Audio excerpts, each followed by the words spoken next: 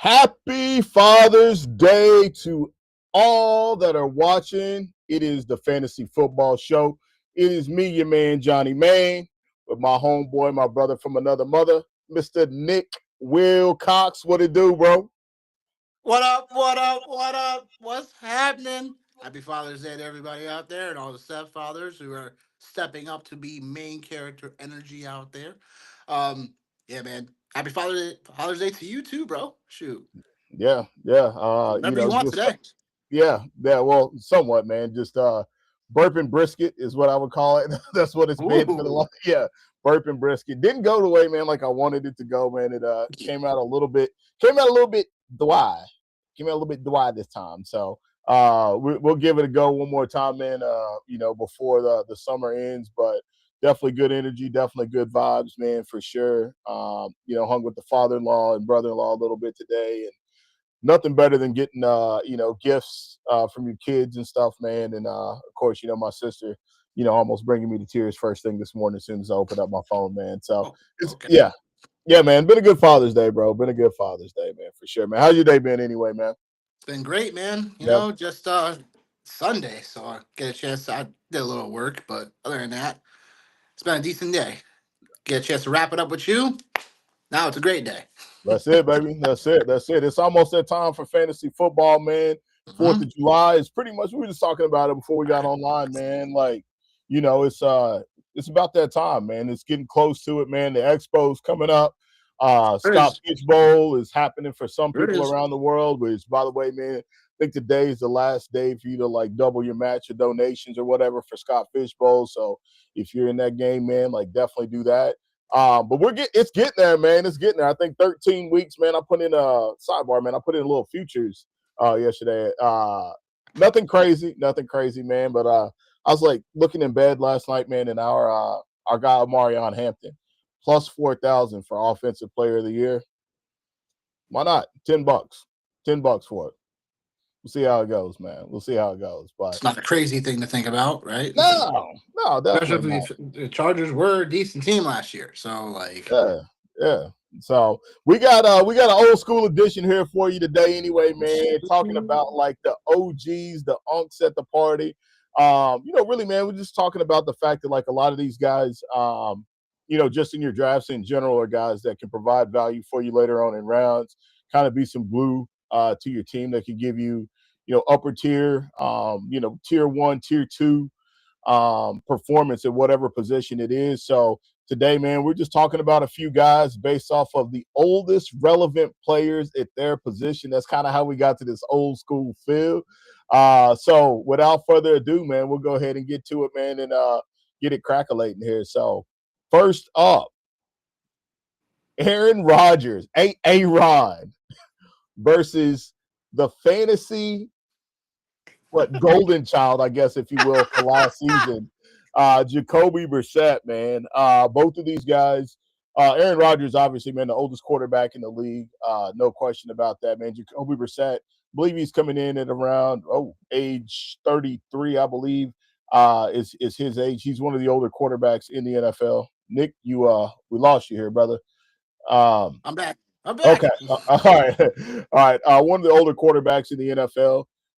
And these two here, man, kind of like definitely different trajectories. Obviously, Aaron Rodgers is going to the Hall of Fame on his way to, throwing for 70,000 yards. Jacoby Brissett, I don't even know what team this is for him, team 5 or team 6. But right now, man, so far, Aaron Rodgers' ADP is coming in at 28. Jacoby Brissett is QB 30, which I thought was kind of crazy. Nick, man, what do you think about this sitch here, man, with these two OGs at quarterback? Actually, yeah, Brissett 33, Aaron Rodgers 42 years of age, actually. Yeah, I mean, look, Aaron Rodgers, right? Let's talk about it. Let's talk about it. Let's talk Let's about it. talk Let's talk about it. about it. Look, I mean, all due respect for Aaron Rodgers, right? He's had a he's had a illustrious career. Um, just for fantasy purposes, like it's definitely a little tougher to kind of like if we're talking about just one QB leagues, it's a little tougher to really rely on this on a regular basis, like a week in Mm, week out basis. When it comes to the upcoming season, because Aaron Rodgers just it feels like he just has too many of these floor games constantly, like, and not enough ceiling games to really give you extreme value at your end of your drafts. With Brissett, obviously, is a little flash in the pan type of stretch last season down the stretch, where for the most part, if you had Brissett in your lineup, you were at least doing really solid numbers on a weekly basis. And in some games, he hit the ceiling. So I guess it's just one of those scenarios where it's like, which one do you feel can have a little bit better of a ceiling at this moment in time? And if you look at both offenses, right, like with Pittsburgh, it's like we can expect something to happen, but as you know, that's your squad. So I'll let you talk about that. But from Arizona perspective, it's like at least you'll have like, solid guys around that offense. We're talking about McBride. We're talking about Michael Wilson, who was also a guy down the stretch. Looked at his ADP. I'm like right now. I'm like, oh boy. Yeah. Um, and with MHJ, same thing. It's like these guys, obviously, and Jeremiah Love will be in that offense too. So it's a fantasy friendlier offense in Arizona. Even if we really don't know who the quarterback will be, we expect Brissett to be the starter. But anything can happen. But I'm just gonna go with if I'm asking myself right now, like who has the higher ceiling, who has the more likelihood to have a better outcome. You drafting around this range for one QB leagues currently, like you can just literally just give me Brissett, and he's not even gonna be drafted in a 12-team league, unless you grab him. Like there's other options you can grab. Neither of these guys I feel like will really be drafted as QB1s in like a 12-team format. But give me Brissett. I think he just has a little bit more of the higher ceiling at the moment because he has on paper right now the better fantasy weapons around him. Yeah. I thought about this. I was like, man, how can I get on here and make a case for Aaron Rodgers? Um, and I really can't. I can't make a case. I can't. Like, I can't make a case to take Aaron Rodgers over Jacoby Brissett. My only case you can make for Rodgers is that it'll be second year with Metcalf, right? And my whole thing is like that rapport and whatnot. I just think that would really lift the Pittsburgh offense up even like to a higher front. It's like him and Metcalf. It didn't seem like they really had like the ceiling of game. If you correct me if I'm wrong, but it feels like they really didn't have that duo of like you go back to Aaron Rodgers duos of his wide receiver ones, calibers, right? Going back to even Jordy Nelson, Jordy Nelson days, you know what I'm saying? And obviously Tay Adams, of course. But it's like you go back to even those days where he had, whoever's Rogers wide receiver one knew there was gonna pretty much gonna have double digit touchdown potential every year. Um, it there is I feel like there still is like an outcome that could happen with Metcalf. It just is going to take them to really get in sync with each other. I feel like Metcalf is still a guy that I know people are not going to like click the button on immediately, but he's still someone that people are going to still hold out hope on for Metcalf, depending on where exactly he goes in a draft too. So that's my really only case for Rodgers in terms of like how he can become a bit more fantasy friendlier. But he's really suitable. The both of these guys, obviously, really suitable more for like QB2 leagues, stuff like that, super flex, stuff like that. But continue. Yeah. No, like for me, it's like you mentioned it. Like there's not a lot there for Aaron Rodgers. 3 finishes last year, as far as top 12 goes. So really, basically, only 3 games he was QB1 in. One of those was against the Jets. The other one was against the Bengals. The other one was against the Ravens. And those were 3 defenses that teams just feasted on overall. Like you said, like if you want to make a case, right? Like another case to be made for Aaron is ninth in the league for adjusted completion percentage on non-play action plays. Like we know Aaron Rodgers is getting the ball out quick for sure. Like we know that's what it is. And maybe like with Mike McCarthy, maybe there's one more run left. And when we say one more run, maybe that could and this is the absolute ceiling for him, man, would be like maybe like last year he finished QB 17 overall in points per game. Maybe he gets to 15 or 14, maybe like that's a best case scenario. And even then, like that's a stretch. Jacoby Brissett, though, man, like that would I'm still trying to figure out like why he's the 30th quarterback off the board. Like I was in a couple leagues last year where I had some one league in particular where I had some QB issues. I had Brock Purdy and Justin Fields. And Jacoby Brissett was a guy I picked up off the waiver wire.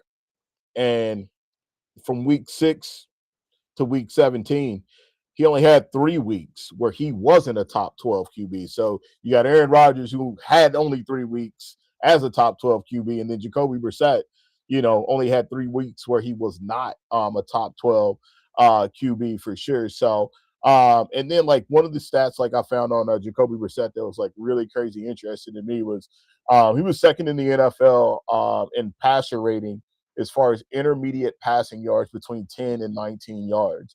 And you mentioned the offense there in Arizona with Michael Wilson, Marv, Trey McBride, Jeremiah Love. You mentioned those guys. Not a lot has changed. Like maybe the Cardinals are a little bit better on defense, maybe, but a lot of this fantasy friendly love that we had for Jacoby Brissett last year came in part because of the Cardinals' lack of defense last year. So you think like if it ends up shaking out like that again, or even close to that, Well, they have a for the top five. Cardinals, They it, have a, they it have a might be. top five hardest schedule based on metrics from last year.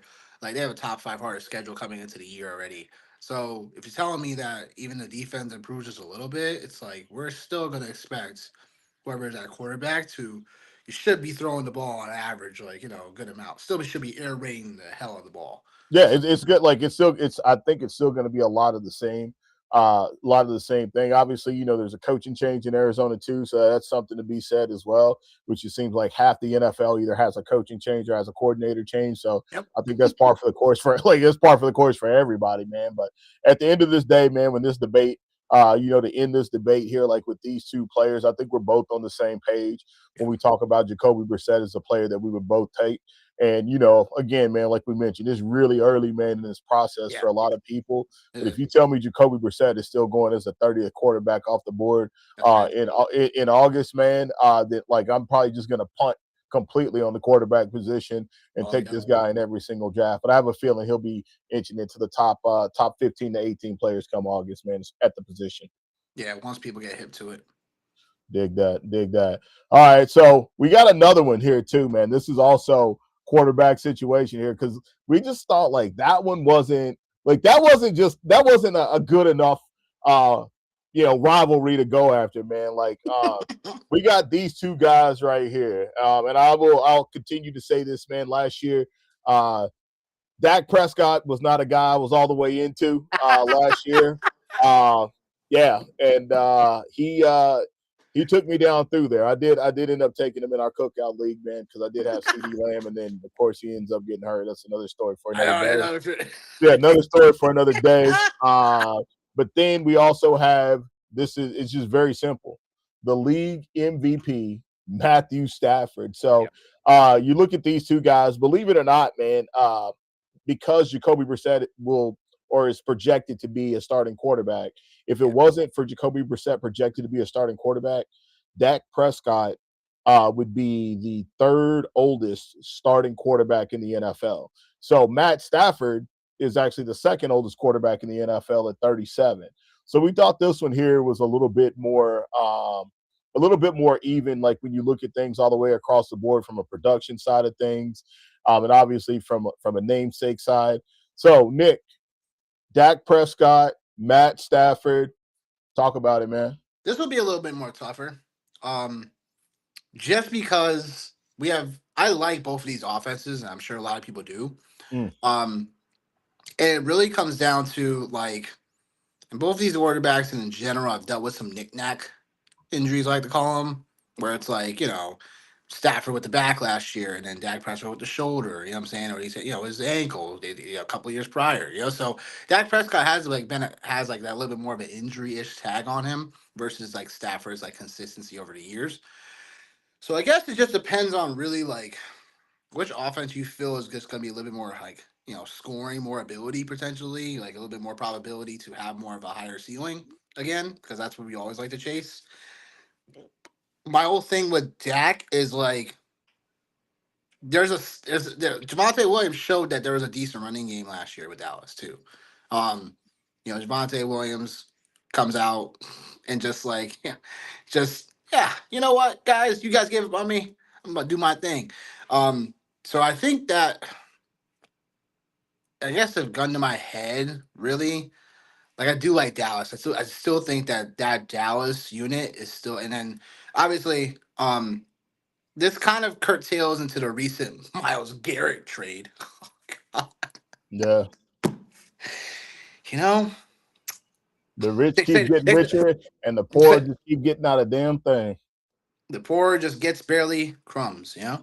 Um, so with that, I mean, honestly, I think I'm not gonna say the philosophy is gonna change the Rams because I still think McVay he showed us different wrinkles that he could use in general, three tight end sets sometimes, like whatever too, like and all that. So I do think though they'll try to keep Stafford like not like at least early on in the year, I believe, at least from a philosophical standpoint, at least this is how I would do it, is that I wouldn't try to keep Stafford like throwing the ball consistently, at least early on in the year, unless we're like in position where like, hey, Stafford, go win this game, we're down 14 points. Type of situation. I think the Rams are going to find a way to kind of balance things out a lot more. They're gonna have Kyron, they're gonna have Blake Corum. We talked about Blake Corum last week, where a guy that might want to keep your tabs on. They're going to want to try to probably run the ball a little bit more, at least to start the season. So, with that being said, like mentality wise for me, like I'll just take Dak slightly. But again, like if someone told me I'm gonna grab Stafford, you know what I'm saying? Like I still think that offense is still gonna be humming, obviously consistently, and Puka's gonna be fine, whatever, and all that stuff is gonna be cool. And Miles Garrett, he's gonna help the pass rush, but it shouldn't take away too much from their identity. Okay, no problem. But I think I'm going to take Dak here just because I don't think the Dallas defense is like something that is like another scenario where you're like Dallas defense is they were okay to end the year because getting you know yep, forgot his name already. You talking about Getting Jaguars, Caleb Downs? say again? You talking about Caleb Downs? Nope. Rashawn Um Gary? nope. Golly, yo. Yep, it's early in off season. What? Well, if it ain't one of them two Oh, guys, I want to know who's making a major splash. I do want to hear about it. You talking about Quinn Williams? Thank you. Yeah. Yeah, okay. All right. Yeah. um. Yeah. But yeah, because he kind of improved their defensive line unit down the stretch. But other than that, it's like Dallas defense still doesn't really get me. Like all right, they're gonna shut people down, whatever. It's gonna take away from them passing the ball. Yeah, Dallas. We still know they're gonna do that. So until I really see otherwise, I'll just stick with what I said last year about Dak, and we'll see what happens. But even without CeeDee Lamb, there were still times where Dak was looking pretty decent. So we'll see what happens. But for the sake of argument, I'll go with that. I'll go with that. Yeah, I think like you talked about like Dallas's defense like getting better, getting a little bit better down the stretch. Slightly, Even slightly. yeah, like but even still, like even though they still slightly got better down the stretch, they still found themselves in a lot of games Shootout. where they had to score points. And I think like another element of this too that like people are talking, there's a lot of conversation obviously about George Pickens and like, would he show up to training camp and, that type of stuff, which he's there now. But like we also have to remember, like they went like a pretty healthy stretch without CD Lamb, like as well. And so it's one of those things where it's like, okay, like the CD Lamb and George Pickens, does it balloon the numbers for Dak even more? Or like, hey, like, was it just what it was even with George Pickens? I think it's pretty much par for the course. I think like whether CD Lamb was there or not, I think this was the type of production you could have expected from Dak after the season had started and you kind of seen the way this Dallas offense was playing. That's what you could expect. You mentioned the running game, with Javonte Williams, and one of the things, and this was also like a really key stat last year. I talked about with Dak Prescott, and how good he was with play action last year, and he repeated that again as he was fourth in the NFL as far as adjusted completion percentage on play action passes. That was just a really good thing for him. So I think obviously Dallas going back and trying to be a little bit more balanced. I think Dallas is going to try to be more balanced than the Rams will be. Excuse me, because the formula that the Rams had last year almost got them to the promised land, if it wasn't for some wonky, fluky play that happened on Thursday night football. You know what I mean? So I think like I think the Cowboys are the team that's going to try to be more balanced and have a run game. Matt Stafford, man, like I said, like I'll start with him, again as the league MVP for sure. And his ADP is QB 14 right now. Dax is QB 8. So like, it's one of those situations where like I'll take, Take the Matt. value. Yeah, of course, like at this point anyway. And then like a couple of things as well is Dak was tied for fourth in the NFL with TDs for longer than 20 yards.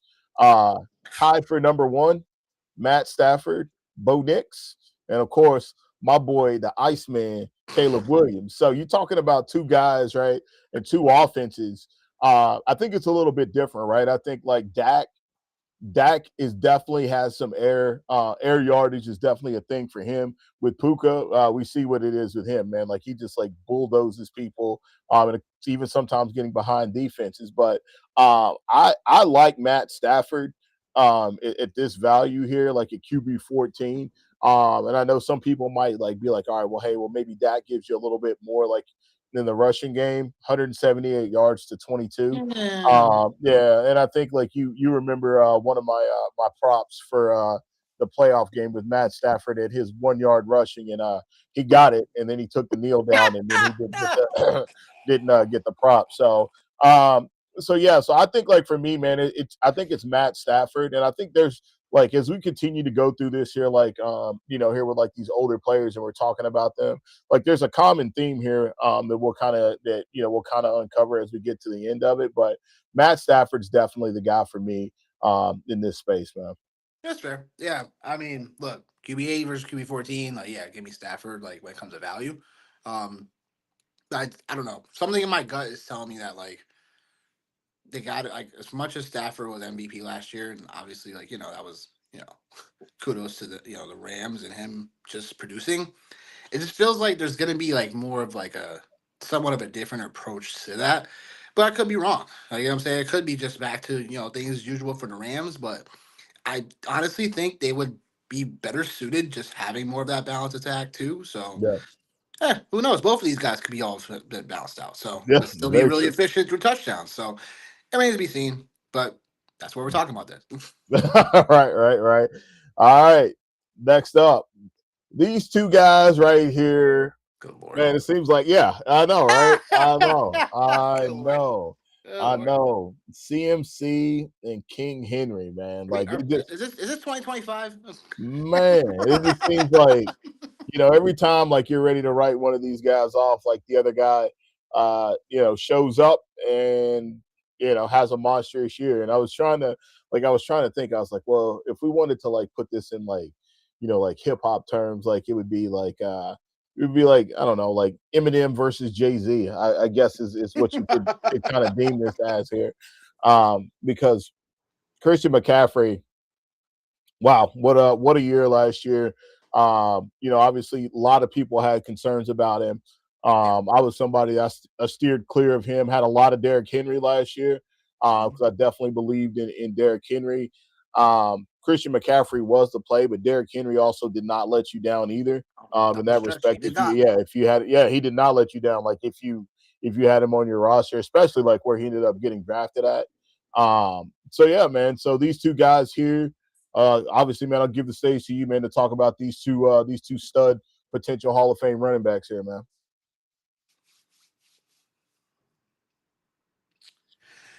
Right now, Christian McCaffrey, right? RB4. Right now, according to Fantasy Pros, Henry, RB12. Just give me Derrick Henry. Um, Give me Derrick Henry till the wheels fall off because as much as like, much as I, again, like I had my fair share of also concerned with McCaffrey last year. Still felt though in a spot where you were, I got him in an auction draft last year, so it was more like okay, got him for a few dollars less than I saw for him as a projection, so I just rode the wave and got him even a little bit cheaper because I thought people were gonna be a little bit more bidding war for him. So at first I was like, I got him, I got A chance. So I was like, okay, well I got my guy A Chan, say we're gonna ride this thing out. And now like Christian McCaffrey, I'm like, there's times last year, I held my breath. Yeah, but at the same time, like, did pay off for me in the end. Um, so with McCaffrey, it's like I just feel like where McCaffrey's going, I love where Christian McCaffrey, but it's like he's just never one of those guys that if he is like it goes Gibbs, Bijan, like like there's other guys that could kind of fit in that same tier, and there's other guys I would like to have after that tier. So McCaffrey kind of, again, the history of San Francisco and Shanahan, stuff like that. It just makes me still want to grab Derrick Henry, even a few picks later around that, what he's like RB12, so it's like Yeah. sort of towards the end of that second, still like the back end of the second, like. So if you're able to get him on the tail end and then grab somebody else if you want that, then cool. Along with somebody else, like a receiver, if you grabbed him, if you got like a Noir Chase, for instance, like if you grabbed him first, then it's like okay, like all right, Derrick Henry, I'll grab him and then somebody else. So just for like safety purposes. Um, so with me, it's like what I'd rather have other guys my hero RB if I'm drafting around where McCaffrey's going. Um, but he's still a fine choice. It just obviously you have to stomach the risk, and that's everything that comes with fantasy football. Like everything's a risk, but it's all about how much risk and how much can you tolerate as well. Because obviously Christian McCaffrey is still a guy that can be, league winning. So it's not something we're taking lightly. It's just more of if you're a guy like me who always kind of tries to get more of the value, or again like Derrick Henry, is there a chance he falls off a cliff? Of course. But the style of runner Derrick Henry is and the way he keeps his body up and all this type of stuff, like it still gives me confidence to grab him where he's going right now. Um, and it could depend. And I think the pendulum can swing either way in terms of where he goes in drafts. But I think that if you're grabbing Kane Henry, I always say this: if you grab a running back that you feel like is in a category of like you're concerned about his productions or whatever, or you're concerned about how he might hold up throughout the season, just grab another running back around around the same area, or grab another guy you like later on that you're like okay, like you still feel confident that he could be RB1. So going back 2 years ago, right? I told people like Achan deserved to be in the the back half of the first round. People were thought I was crazy, just in the third. So what I did was I grabbed Barkley and I grabbed Achan. And turns out I won that league because of those two. So it was something where like, hey, like if you're like me, you like to start out their leagues running back or whatever, like okay, grab McCaffrey and grab somebody else if you're concerned about McCaffrey. Same formula if you're concerned about Derrick Henry. You grab Derrick Henry around where he's going late second, and you grab a running back early third, and then you're set for that position for a little bit longer. So game theory comes into play, value comes into play, but also like, we can't predict the future. So it's like also trying to be a little bit more on the safer side if need be, but that's why I'm going Derrick Henry. Yeah. Yeah, it's Derrick Henry being like later on in drafts. When you look at PPR, that's what it is. And I think like, you mentioned like maybe the bottom falls out for Derrick Henry. Like he definitely does not give you a lot like in the passing game, but what he's always going to give you is that he's going to be one of the two or three best rushers in the NFL when it comes to rushing touchdowns, when it comes to rushing yardage, like what you're gonna get with Derrick Henry. One of the things I thought was really, really interesting last year, like around Derrick Henry, was just around the playing time. He played pretty much less than 60% of snaps, meaning like if he's on the field, he's getting the ball. Like there ain't no ifs, ands, buts, and bees about it. When you talk about Derrick Henry and getting the ball, he finished last season as RB6. And he was going, I don't want to say he was going as RB12, but he was going at the end of first rounds, in the second rounds last year. And obviously the payoff was really large for him as far as paying off from a second round running back to being the sixth running back in fantasy. Christian McCaffrey was still going in the first round. Uh, so, the payoff wasn't as big, I should say, but like he finished the season as the highest scoring fantasy player, meaning like obviously if you had him on your roster, it's a very high probability you did pretty daggone good unless you just bombed everywhere else. And we're talking about playing time. McCaffrey only had two games where he was under 75% playing time, and in those two games, he still had RB1 production. He was still a top 5, top 12 running back in that space last year. And the other thing, like I thought was really interesting with McCaffrey was like, his red zone attempts. He was first in the league in red zone attempts, and then third down. Like he's the best receiving back in football statistically when you look at it. So you have McCaffrey on one hand, who's the best receiving back, or who was the best receiving back in football last year, over 100 catches, over 100 targets. You have Derrick Henry, with the exception of Jonathan Taylor. Derrick Henry was probably the best pure running back in football last year. McCaffrey got there just a lot like on volume share. Is really what he got there on, man. It was just volume. There was obviously injuries, with Brock Purdy. That really, kind of put a damper on things for the 49ers, and they kind of had to ride McCaffrey during the season. So, right now it's one of these things, man. And like we talked about it last year, like at nauseum, it's like, which one do you think is going to happen first? Like, do you think the McCaffrey fall off is going to happen, or do you think the Derrick Henry fall off is going to happen?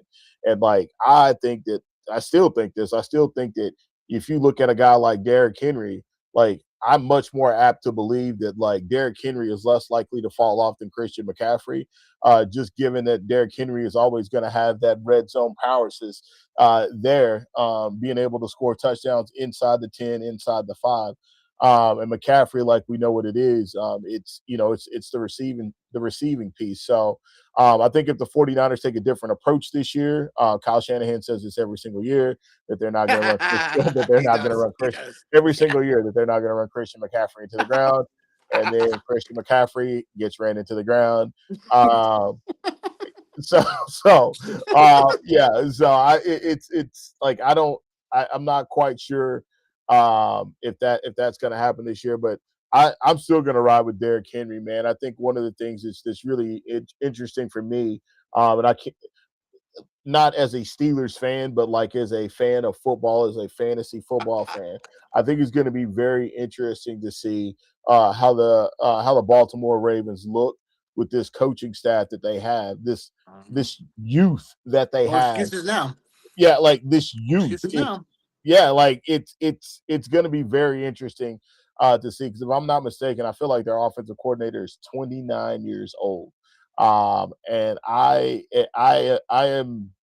am very, very intrigued to see how that offense looks going into the season. So, all that said, man, I think I'll roll the dice, man, myself, and I'll continue to take Derrick Henry, especially if he's at RB12, because we know what we're getting here in this space. Right. And maybe Christian McCaffrey doesn't get ran into the ground this year.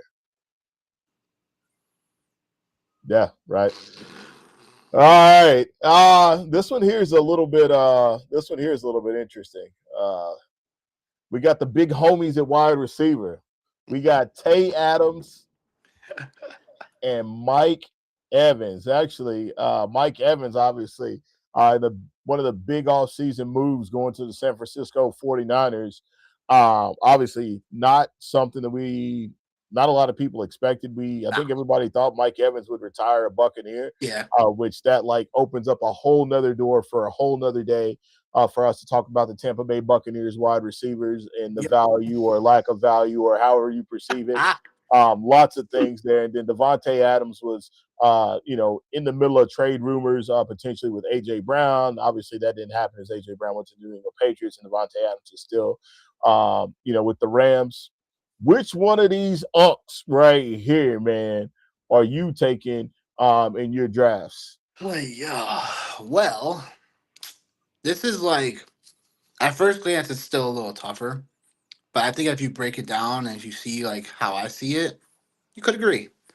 Let's take Mike Evans. Mike Evans, obviously he was a guy where consistently was a wide receiver, 1,000-yard receiver, consistently, and matter is it tied for the? Did he pass Jerry Rice before? I think he passed Jerry Rice for the most all time. I think, or he tied him. I wasn't sure, but correct me on We'll, that. we'll check it. Yeah. But anyhow, with Mike Evans, like both of these guys still have a solid floor.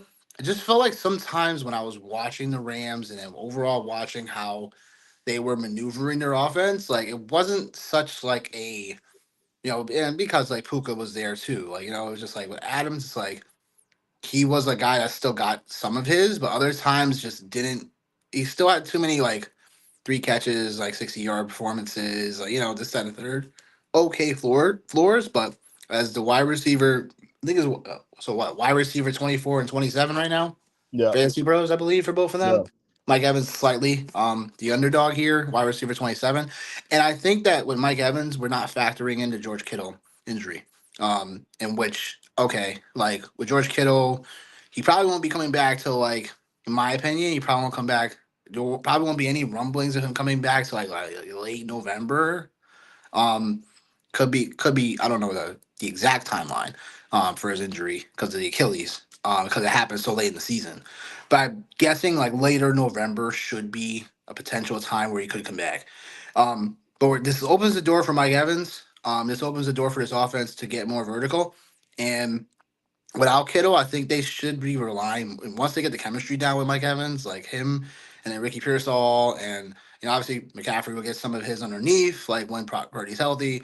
Like there's still some wrinkles here that this offense for San Francisco is going to get theirs, but I do think with Mike Evans, I still think the market hasn't gotten the correction for Mike Evans just yet. In terms of obviously George Kittle not being going to be there for at least at the very minimum, I would say he won't be there for the first 2 months, right? Till like early November potentially, whatever. I say late November, who knows? We'll get a timeline on that obviously as we get more news about it. But I think with Mike Evans, he's someone that I'm going to be targeting just because like I do think this change of scenery makes some type of sense for him. And they did pay him pretty well. So I do expect Mike Evans to just outproduce Adams, although this is like if you told me you wanted Adams, I'm okay with that too because I do like them both. But I'm gonna get Mike Evans not just because of the value. I just think that the usage rate should be somewhere close to where he was in Tampa Bay, if not a little bit more significant, at least for your first 8 weeks of the season, and then we'll see how it kind of factors out after that. man. I this is probably like the toughest one Yep. for me. Like every other one, I have felt like with a lot of conviction that like all right, like this is the right move, this is the right play. Mike Evans is tough because like Mike Evans, we didn't see him a lot last year. Like we didn't see him a lot.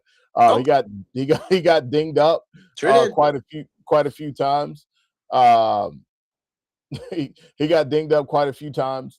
Um, and I don't know if that is I don't know if that's an age thing, right? Like I don't know if that's age catching up to him, but we also the same thing happened to Devontae Adams. The same thing happened.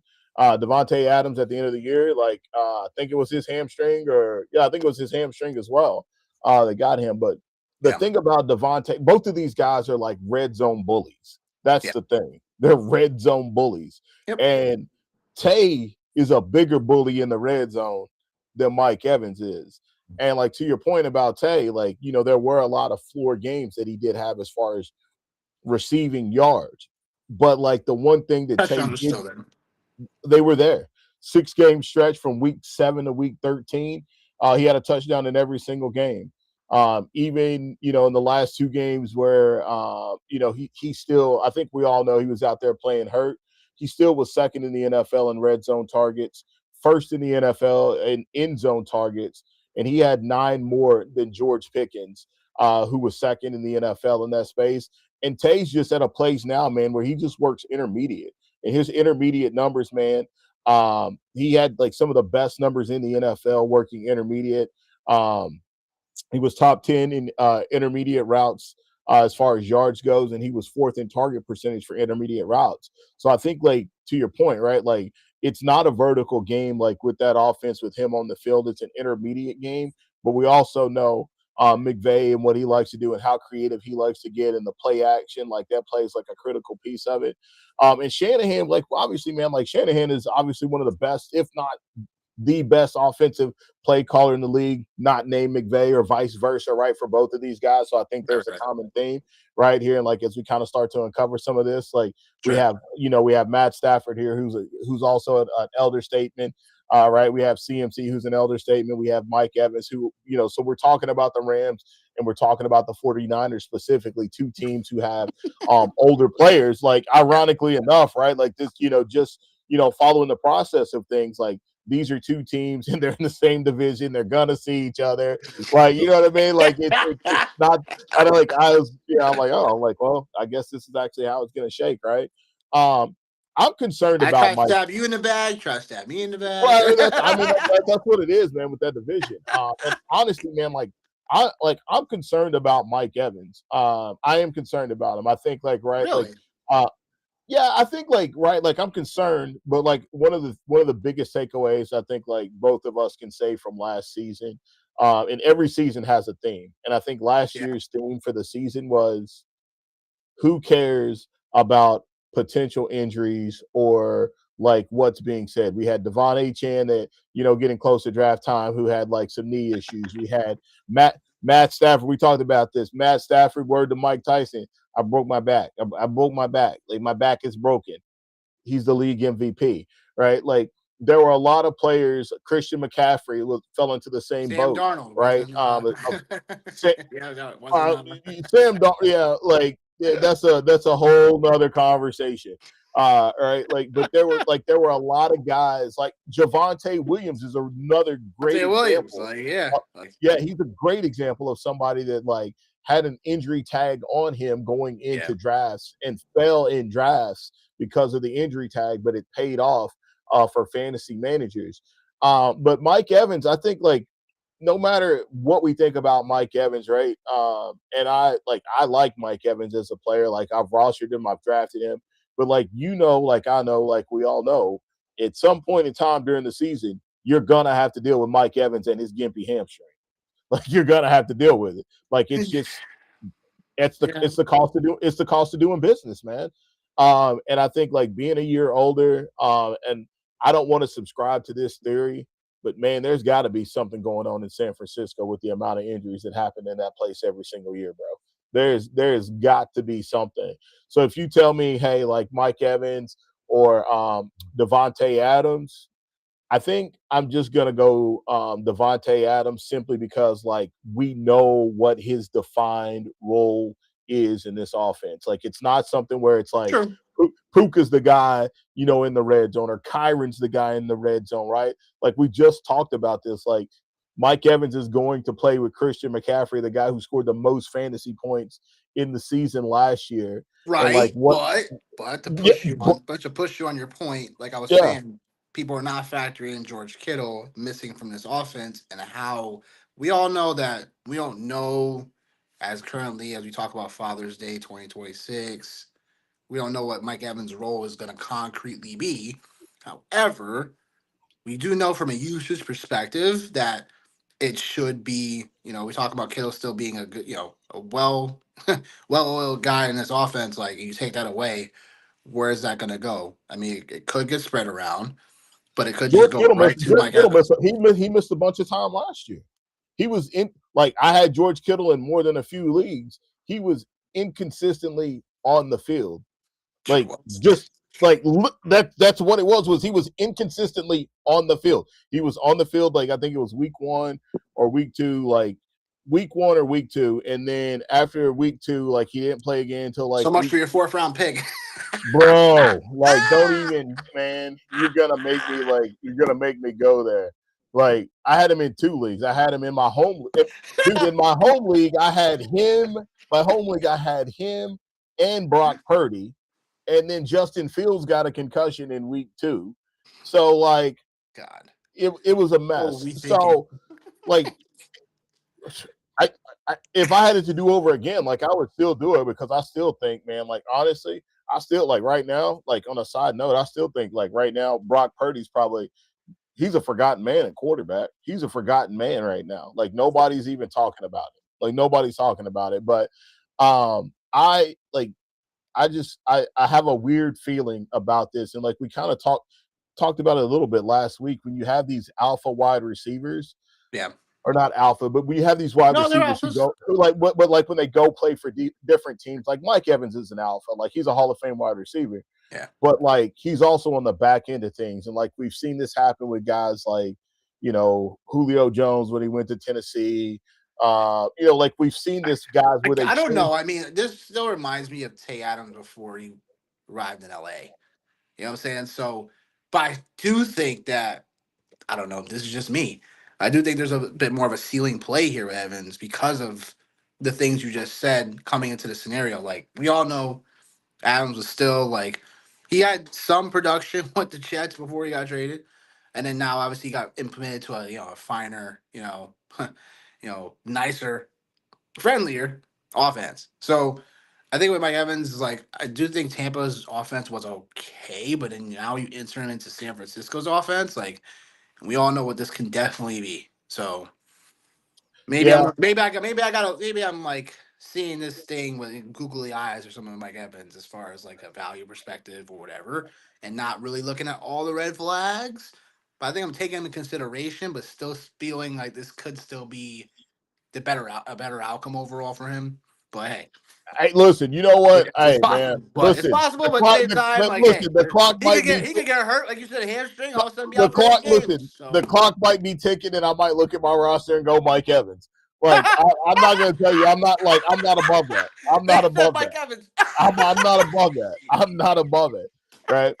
I'm not. I'm not above it because you're not wrong in certain aspects. It's like, hey, like what if I miss out, especially if you're playing in multiple leagues, right? Like what if I miss Yeah. out on this guy and like it's a thing. Like he's not like a red X on my list. Sure. I just think like, if you ask me who would I take like right here, like in this Right. exercise, Devontae Adams or Mike Right. Evans, Yeah. I'm gonna take Devontae Adams, That's man. fair. Hey, that's fair. I like Tay Adams too. It's a little tough. It's a little tough. All right. So here we go, man. We got we're getting into your neck of the neighborhood now, man. Yeah. We got tight ends. Tight ends, not that far from the end. Is what I like to call this right Well, here. Yeah. So obviously we got Dallas Goddard, who's at age 30, and we have Mark Andrews, who's also at age 30. And both of these guys have their own, story, right? yep. Last year we thought Mark Andrews was a great value later on in drafts. Dallas Goddard was like not even drafted. I shouldn't say not drafted, but he was definitely drafted as a tight end too, in a lot of respects. Um, so this year we got these two guys here, Andrews, Dallas Goddard. Obviously, Andrews, the Eagles addressed tight end in the draft. Isaiah Likely now plays for the Giants. So with these two guys here, man, like this is what you do for people that are tuning in. Like obviously, you write for Fan Tracks, like tight ends is your thing. What do you got here, man, with these two guys as far as tight end? Well, I guess what I got for this situation is the X factor in this situation is like we talked about earlier. It's like what are the Ravens going to be offensively? Mm. Because this would be kind of like a to be continued segment for me because I would literally like to see how this Ravens offense is going to try to see what Mark Andrews is all about. You let Isaiah Likely walk, so that was something for me I didn't expect to really happen.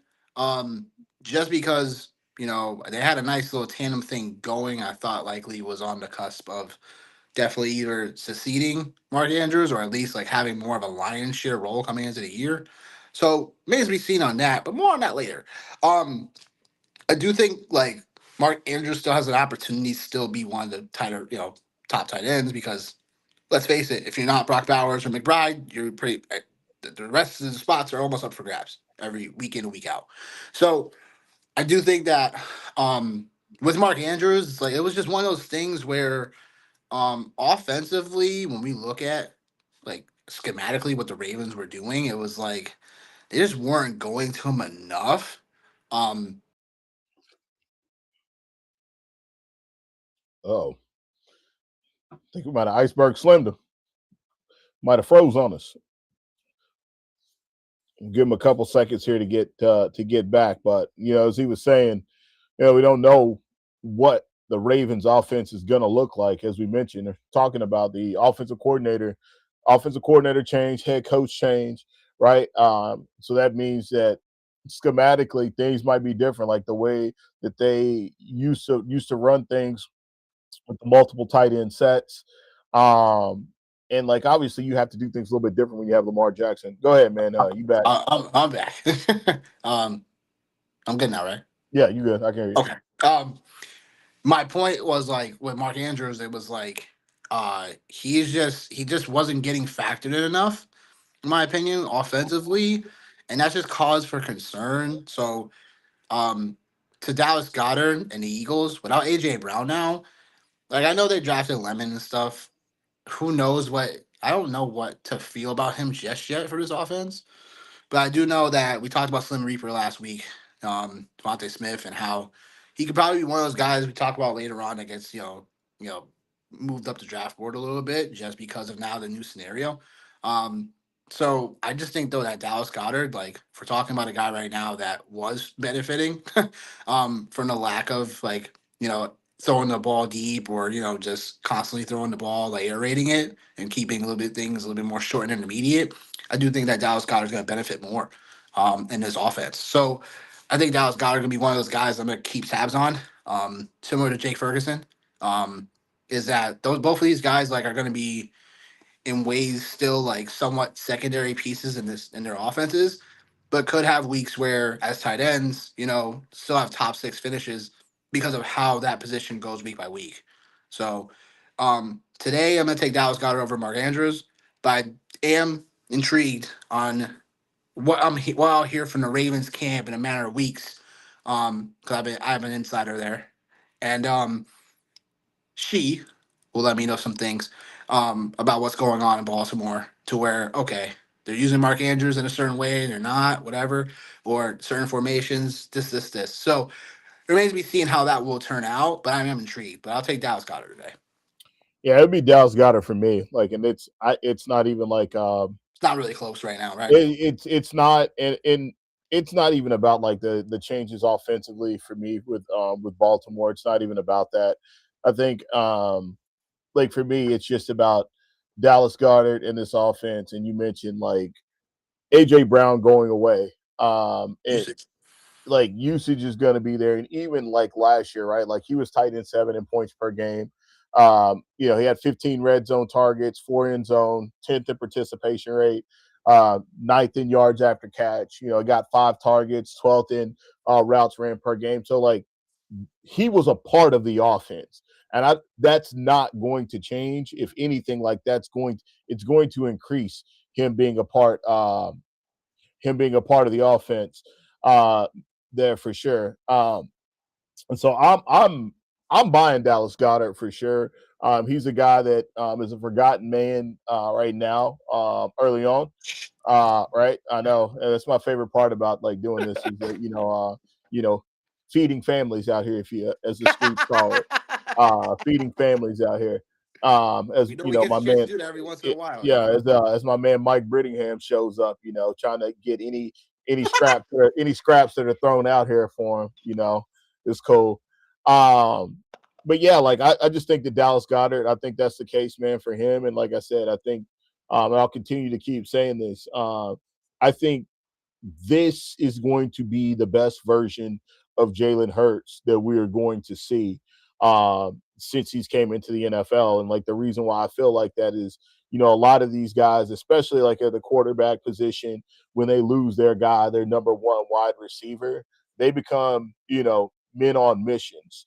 With that, it's the same thing can be said with wide receivers when they leave, their previous home, which is why I said what I said about AJ Brown, and why I think that like Mike Evans, like in him leaving, it's not the same tenor as AJ Brown leaving. It's not the same tenor as some of these other receivers leaving. It's not like a sour taste. And like I think sometimes like that extra fuel to the fire can help put some of these players over the top. And for me, like I said, it's Dallas Goddard right now, and I'm hoping to be able to get my hands on him in some season long drafts. Obviously in a couple of best ball scenarios. Hopefully, I'm going to be able to try to finish my Father's Day with a best ball draft before I go to work and get in the trap house tomorrow. And even if not, man, even if not, right? Like I said, I just think it's a really good scenario, man. So Dallas Goddard it is. So I think, man, overall, man, it looks like the only places we really kind of disagreed was Mike Evans, Tay Adams, and of course, Dak and Stafford, of course. But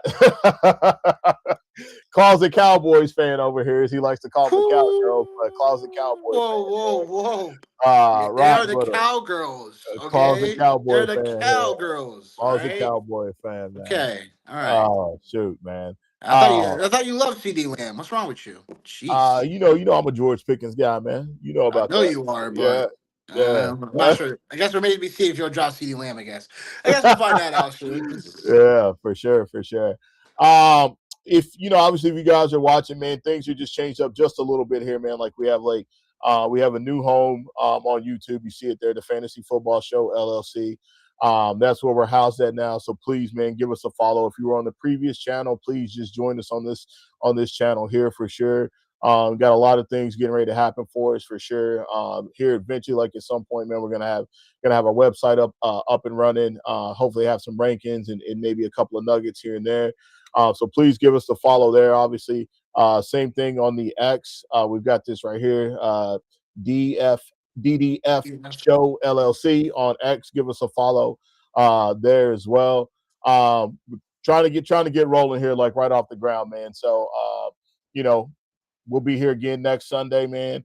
We'll let you guys know exactly what we'll be talking about at that point in time.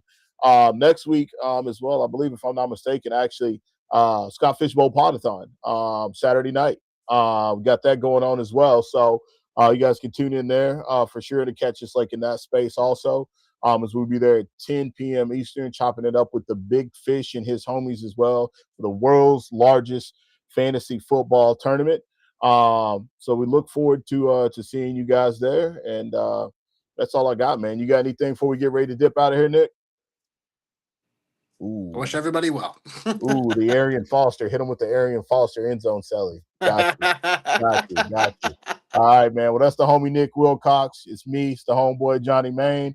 This is the Fantasy Football Show LLC, and we will.